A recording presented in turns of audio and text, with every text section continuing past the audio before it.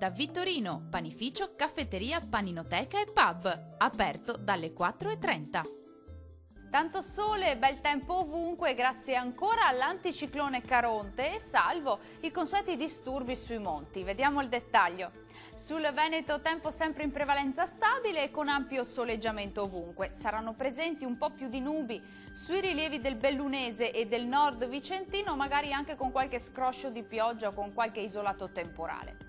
Vediamo anche le temperature, le massime saranno comprese tra i 28 e i 34 gradi, minime tra i 19 e i 23 gradi circa. Andiamo ora a vedere che tempo farà sul Friuli Venezia Giulia. Altra giornata di sole e di bel tempo ovunque, salvo poche nubi sparse e qualche addensamento sulle Alpi di nord-ovest.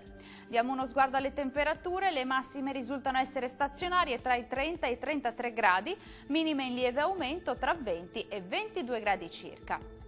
Concludiamo con uno sguardo alla situazione meteorologica del Trentino Alto Adige. Anche qui avremo una giornata che sarà ampiamente soleggiata un po' ovunque, salvo qualche addensamento con isolati rovesci sulle Alpi di confine e sui rilievi nord-orientali del Trentino.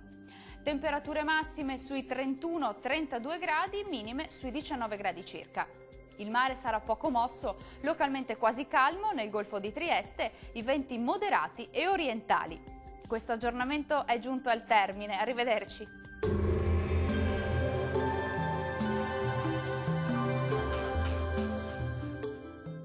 Da Vittorino, panificio, caffetteria, paninoteca e pub, aperto dalle 4:30.